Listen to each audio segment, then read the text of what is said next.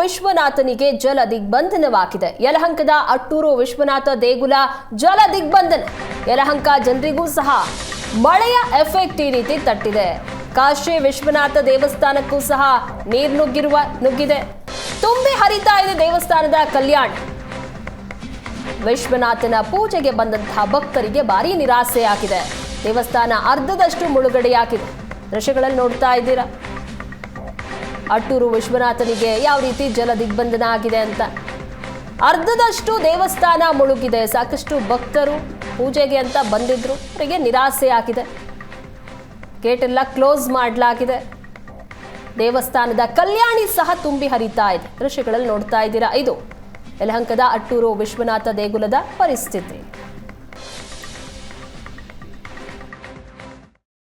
ಬೆಂಗಳೂರಿನಲ್ಲಿ ರಾತ್ರಿ ಸುರಿದಂತಹ ಮಳೆ ಸಾಕಷ್ಟು ಅವಾಂತರಗಳನ್ನ ಸೃಷ್ಟಿ ಮಾಡಿದೆ. ಯಲಹಂಕದ ಅಟ್ಟೂರು ಲೇಔಟ್ ಬಳಿ ಇರುವಂತಹ ಐತಿಹಾಸಿಕ ಪ್ರಸಿದ್ಧ ವಿಶ್ವನಾಥ ದೇವಸ್ಥಾನವೂ ಕೂಡ ನೀರಿನಿಂದ ಮುಳುಗಿರುವಂತದ್ದು. ಅಂದ್ರೆ ರಾತ್ರಿ ಸುರಿದಂತಹ ಮಳೆ ಯಾವ ರೀತಿ ಚಿತ್ರಣ ಇದೆ ಅನ್ನೋದನ್ನ ಇದೀಗ ನಮ್ಮ ಕ್ಯಾಮ್ರಾ ಪರ್ಸನ್ ದೀಪಕ್ ನಿಮಗೆ ವಿಜುವಲ್ಸ್ ಅಲ್ಲಿ ತೋರಿಸ್ತಿರುವಂತದ್ದು. ಅಂದ್ರೆ ಇಡೀ ಅಟ್ಟೂರು ಲೇಔಟ್ ನ ಈ ಐತಿಹಾಸಿಕ ಪ್ರಸಿದ್ಧ ವಿಶ್ವನಾಥ ದೇವಸ್ಥಾನ ಏನಿದೆ ನೀರಿನಿಂದ ಮುಳುಗಡೆ ಆಗಿದೆ. ಅಂದ್ರೆ ಇದೇ ಮೊದಲ ಬಾರಿಗೆ ಈ ರೀತಿ ದೇವಸ್ಥಾನ ನೀರಿನಿಂದ ಮುಳುಗಡೆ ಆಗಿರುವಂತದ್ದು. ಈ ದೇವಸ್ಥಾನ ಅನ್ನೋದ್ರ ಬಗ್ಗೆನೂ ಕೂಡ ಇಲ್ಲಿನ ಭಕ್ತಾದಿಗಳು ಹೇಳ್ತಿದ್ರು, ಮಾಹಿತಿಯನ್ನ ಕೊಡ್ತಾ ಇದ್ರು.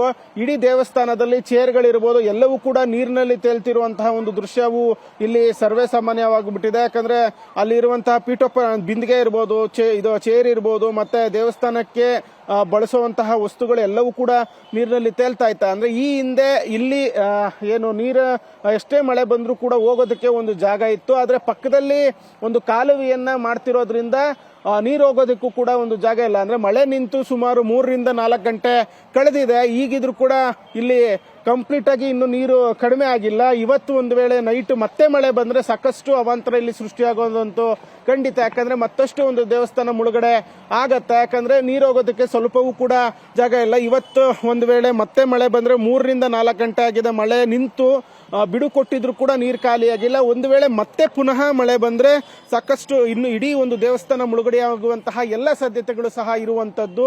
ಇಲ್ಲಿನ ಯಾವ ಒಬ್ಬ ಸ್ಥಳೀಯರು ಕೂಡ ಜನಪ್ರತಿನಿಧಿಗಳು ಕೂಡ ಬಂದು ಇದನ್ನ ನೀರನ್ನ ತೆರವು ಮಾಡುವಂತಹ ಒಂದು ಕೆಲಸಕ್ಕೆ ಮುಂದಾಗಿಲ್ಲ ಅನ್ನೋದು ಭಕ್ತರ ಆಕ್ರೋಶವೂ ಕೂಡ ಕಾರಣವಾಗಿರುವಂತದ್ದು. ಕ್ಯಾಮರಾ ಪರ್ಸನ್ ದೀಪಕ್ ಜೊತೆ ಚೇತನ್, ಏಷ್ಯಾನೆಟ್ ಸುವರ್ಣ ನ್ಯೂಸ್.